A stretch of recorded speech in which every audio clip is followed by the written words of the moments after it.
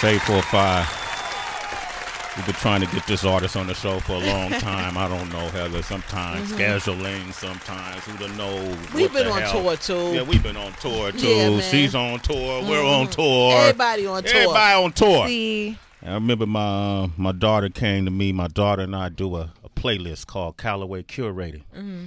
And she was asking me about some songs. And I was like, she always finds these artists early in the game.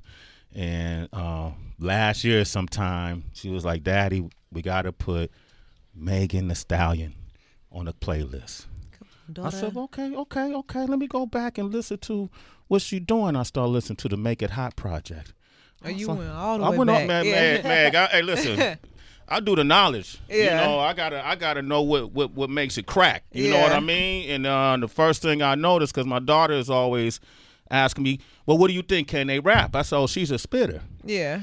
And what I liked most about it is, and I think my daughter liked this too, because my daughter is in college. She's a very independent young lady, and you know she's all about women equality for women and women and female empowerment.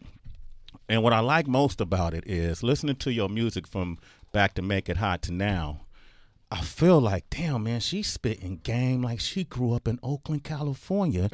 And the conversation is the same kind of conversation we have as men, but as a woman. Right. You know, so when you listen to your music, as nasty as it can get, you know, but then I thought about it, if you parallel it, as much as we talk about what we want women to do for us, you talk about what you want a man to do for you. Exactly. I'm not mad at it. I'm not mad at it.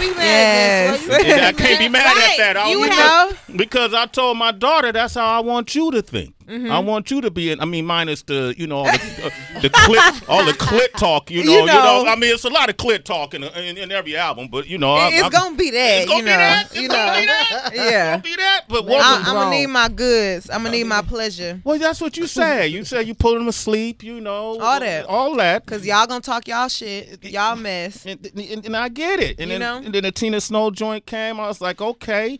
And then what was the song that we put on the list? Cognac Queen was my joint, but Big Old Freak was everybody else's joint. Yeah. You know, and now you're here to celebrate your new album, Fever. Please. See, and I'm not even calling it an album. It's not an album? What you calling it? I'm calling it a tape, like a project. A project. Yeah. Okay, your new project then. Megan Thee Stallion, ladies and gentlemen. What up? Not to be confused with the thoroughbred, not to be confused with the Klondike. Megan Thee Stallion. The Stallion. I never even heard of that. Sway thinking of ice cream. Oh, Clydesdale. Yeah. Okay. The ice cream. Sway I knew what he meant. She already knew. Yeah. You with me, right? Well, just in case. I was like, damn, I could use one of them right now. It's a square bar covered with chocolate on top. Yeah. Now she not that. She not the ice cream. But she the Stallion. Clydesdale. Yo, but what I like though, because I was listening to Fever all day yesterday. I was in Jersey working with some kids, and on the way back to New York, I was listening to the album. You know, you could tell when somebody really put their time and energy in writing. Yeah. You know what I mean? And there's a common thread in every song you do. How did you? I feel like writing is extremely important to you. And who was some of those early influences? Who made you want to be a great writer? So I grew up listening to a lot of Pimp C and Biggie. Okay. So just definitely listening to those men and a lot of 3 6 Mafia too. So just listening to how they was spitting and how they was coming, I was like, okay, yeah, this would sound real cool if a girl was doing this. Like, so that's how I want to be. Okay. And so Biggie and Pimp C. That's crazy. And Bun B. You That's the legends, Houston legends. What other Houston, like, was you in the Ghetto Boys? Were you, who else was you for Zero? me, so naturally, we listen to all that, like Slim Thug, Zero, Paul Wild. Okay. My manager is T. Ferris. Oh, T. Ferris. Okay. Yeah. So okay. he was everybody's manager in Swisher House. So like just coming behind all them and still working and keeping it going. Like I feel like I had some big shoes to fill. Like when you're little and when you're a kid in Houston and you watching all the DVDs they was coming out where you see a bunch of dudes they sipping syrup and they freestyling. Yeah. So I'm like, okay, yeah.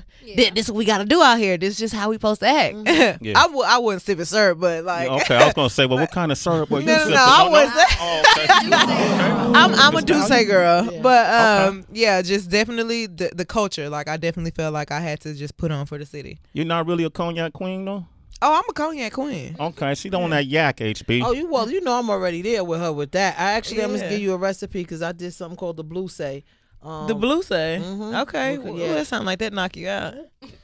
Knock you off your feet. Man, you be right for the whole summer. I'm talking about the whole summer. See, you got to be a special kind of woman to like cognac, like, cause I see girls they want the little mixed drinks and they like their little clear little no. So that's why. So this is how I can't even chase my alcohol with nothing. It make me sick. Megan the Stallion falls on Yeah. stage. You can't be a hot girl. You Huh? can't be a hot girl with rosé in the summer on a rooftop.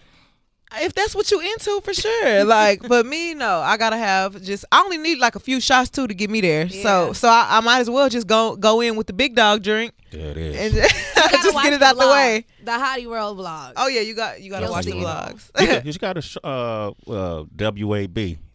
Yeah. That's a song she got for girls who drink the little clear drinks, right? Yeah, I'm talking to them. You talking to them? That's an acronym for weak ass bitch. Yeah. You better drink you some brown, girl. Quit playing. Man, Meg the Stallion is here. Tracy, go ahead. Even though this is my first time meeting you in person, I fuck with you heavy, my girl. Sincerely. Thank you. And one of the things too, because you definitely not only speak but act in the name of female camaraderie, and it's beautiful to see women that just look like they're embracing their real bodies. Not everything has to be perfect. You don't have to have these genetically modified, type of things. Is that very specific? Did you want to do that? So I'm the only child, right? Yeah. So I grew up like my mom and my dad and my grandmother just always telling me, Megan, oh my God, you look so nice today. Just giving me my praise.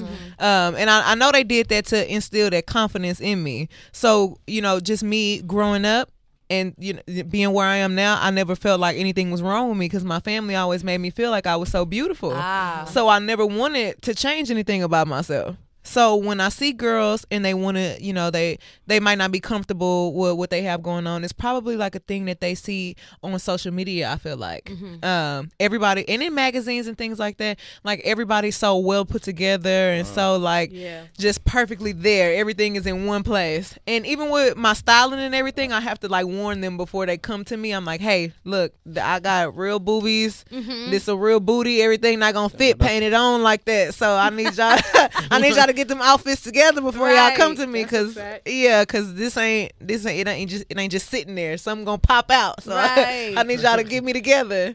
But yeah, I never and I'm not talking down on anybody who got their body done. Like if that make you feel good, do whatever makes you feel good. But like me being like this, I've just always felt beautiful like this. Yeah, it's just crazy how like what's God-given feels new now, because it wasn't until when you came out I realized just how many times I've just seen a body that's been adjusted in a sense. You know what I mean? Sometimes people are even questioning me about my body being real, and I'm like, I don't even think I look like I got nothing fake on me. So it's just the internet though. Right. So that jewelry ain't fake? That's real jewelry? This real jewelry. Oh, okay. I didn't know it was costume, This real. Costume. Costume jewelry. Pagoda jewelry. Break down if you can then what's the hustle like, or what was the hustle like for you growing up, like where you grew up trying to make it?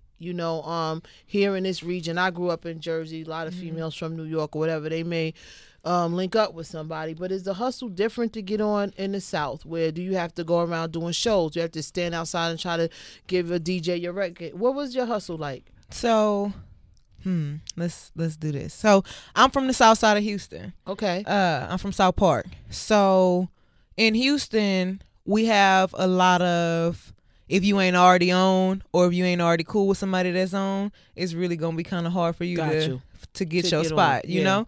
So I never wanted to be somebody that asked nobody for nothing. I wanted people to rock with me naturally. So it wasn't that I was out trying to get anybody's attention. I was at home in my living room and in my dorm room just dropping freestyles on the internet. And so everybody else in every other city was probably rocking with it before I even caught my own city like that. Wow. Yeah, because I wasn't going out trying to, you know, I didn't want to feel like I was begging nobody for nothing. That's real. So yeah, I definitely just put my stuff on the internet. And that, you know, the time that we in right now, it's easy to, you know, blow up off social media. Right. So a lot of people put their self on the internet or SoundCloud. What was the thing or that moment that you was like, oh shit, I'm about to blow? Like, this is the change moment. I had did a cipher. So my first cipher, it was a Houston cipher. We did it like on top of the Art Institute out there, and it just went crazy. It was me and like a bunch of boys, and shoot, I rapped. That's dope. And it was a rap from there. Yeah. That's what's up. Shredded them, huh? I'm still cool with everybody in that cipher, so I ain't gonna say I shredded them, but like, you That's know, love though. Congratulations. Yeah. Thank you. What were you studying in school? I'm studying health administration. So you still in school? Yeah, I'm still in school. Dope. So is that where that eco-friendly hottie movement came from, or is that real? Yeah, it's real. That's real.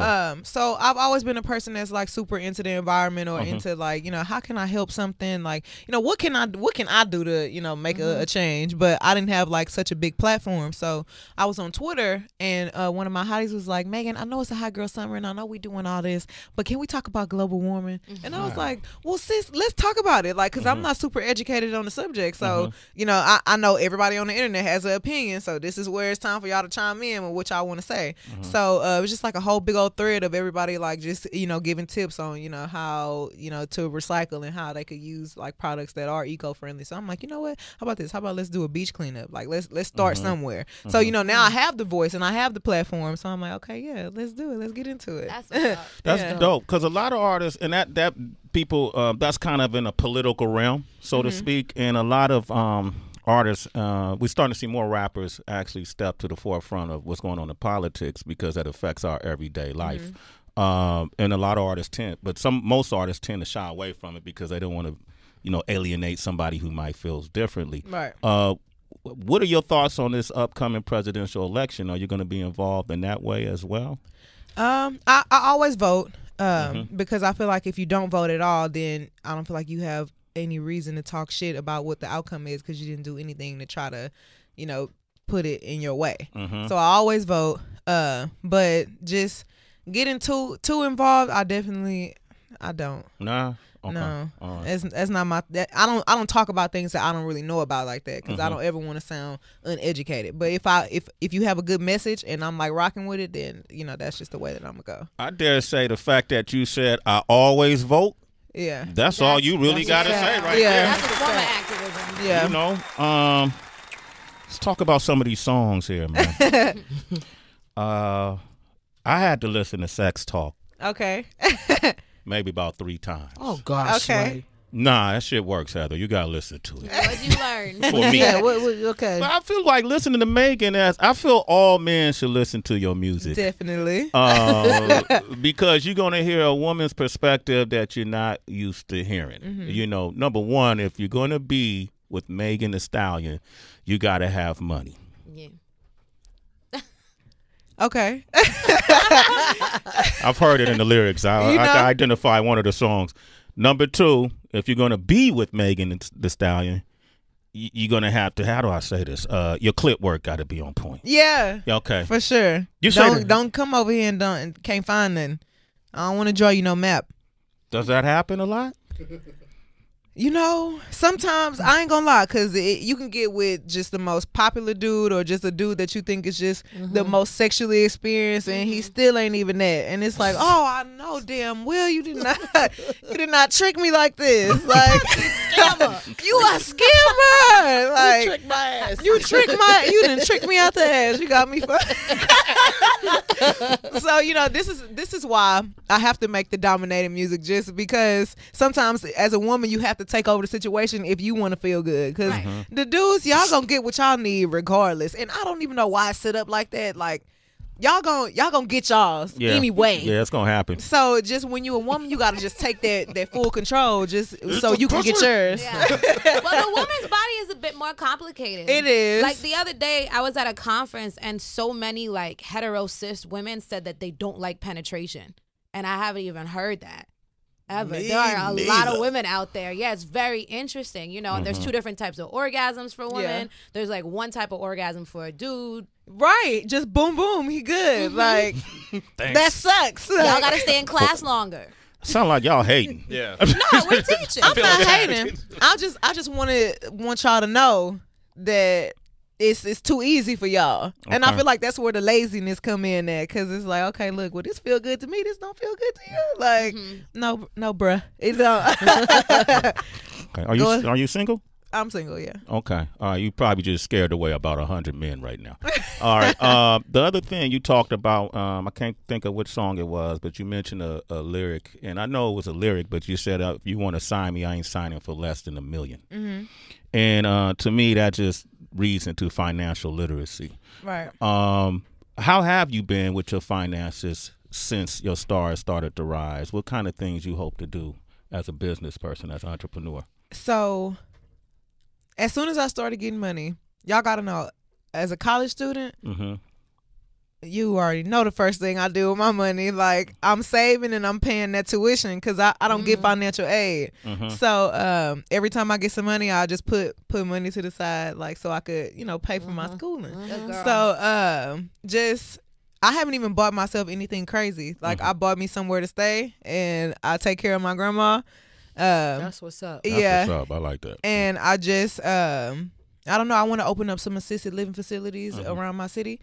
So definitely that's just the next thing that I plan on doing with my money. Okay. Now, when you're at school, I read somewhere that one of your college professors went on your Instagram and just saw a whole totally new you. Yeah. How do you deal with that when you got like students on the campus or college professors that find out who you are? I was so surprised. And I sit at the front of the class. Well, so now I do online. Like, this is my first semester doing online. Okay. But when I was like, physically going in the classroom, I always sit at the front. And my professors, they didn't know who I was, but I don't know what made her go look at my Instagram. It was a she? Yeah, it was.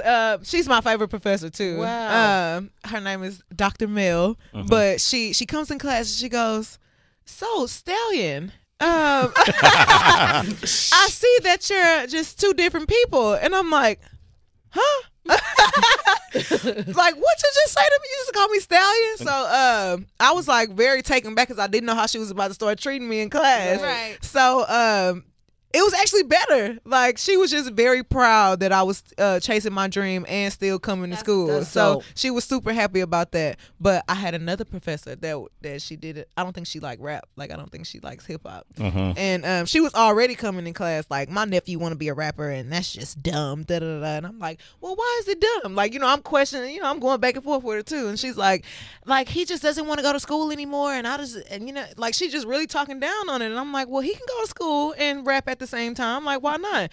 And she just was not going for it. And then when she found out I was a rapper, she started giving me the hardest time. Like, I'll be going for a booking, and then she'll like, group project today, like, Megan's not here. Yeah, like, and she even got to the point to where it was like, y'all sign a contract to say who did what on all the work. Oh my God. So, and if you wasn't in class that day, yeah, like, so naturally, but my classmates was really rocking with me. So they'll email me my stuff, and I'll email them like back what I needed to do in the group. But since I wasn't physically there, like, she'll be hating on me. So I had her for 2 classes. So yeah, so I got 2 incompletes, and I was like, okay, you know what? No, I'm finna do online, because they ain't finna catch me slipping. They hating. Look at that. Megan Thee Stallion, ladies and gentlemen. Love it. We're going to open up these phone lines, 888-742-3345. We got Cynthia from L.A. on the line. What up, Cynthia? Cynthia, what's Gucci? What's poppin'? Oh, I can't believe I got through. What up, y'all? Yo, what up, Cynthia? Hello, mommy. Oh, yeah, you got a question? What up? Hey, yes, girl, you need to go on tour and link with all the girls out there. Malibu, Cash Doll. I know you already messed with them, City Girls. Yes, I love them. But can we put a tour out and just be out here? Yeah, let's do it. Let's get them together. I'm gonna see if they with it.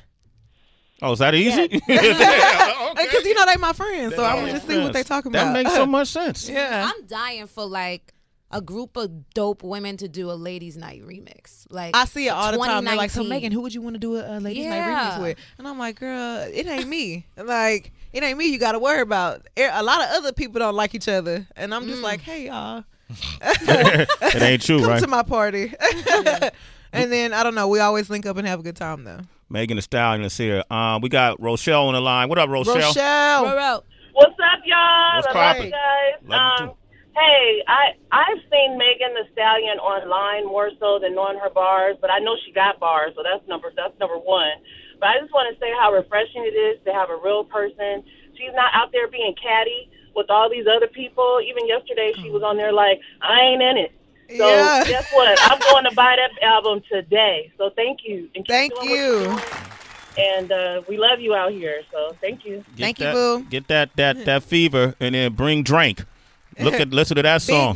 Big drink. I mean, okay, big drink. Yeah. All right. We would told the story on our Celebrity Wire about City Girls getting backlash because Lil Yachty informed folks that he helped write one of their songs. Right, and then Cardi B came and defended them. What is your thoughts on people who write as opposed, and not that they don't write their own stuff, but separate from that? What is your thoughts on people who write as opposed to those who don't? I think that writing is super important. Like, if you want to be that person that's like known for your bars and like known as like an actual, like a rapper. Like, if that's something that's important to you, then hell yeah, you need to be writing. You know? Yeah. But if you're an entertainer and you're somebody that's just getting the party going, and you know what I'm saying, I don't think it matters. Like, as long as the people are listening to it and they rocking with it, you just making feel good music. So if it took 10 of y'all to put the song together, like, the song came out live. So that's y'all business. You a rapper. Well, I like to rap. Like, that's what's really what I love music. You know what I'm saying? And I'm just that type of person. I'm real prideful. Like, I always be like, well, I write my own stuff. You know what I'm saying? Like, anytime anybody have tried to come to me with something, I'm just like, I don't want to do that. Like, I wanna take my own credit. Like, I don't want nobody to try to take nothing from me. Like, I didn't do it. Facts. But a lot of people don't think like that, and I'm not saying their way of thinking is wrong. Because if it's selling and it's doing good, then do you. Like, that's not my business. Like, but me, I wanna write my stuff. Right. It's a spitter. Megan Thee Stallion, ladies and gentlemen. Fever, it's a new project. Something else we found out that you're into, right, DB? Is it true that you're a horror fan? I am. Okay, well then we have a little game for you. Okay. And it's called the Hip Hop Horror Game.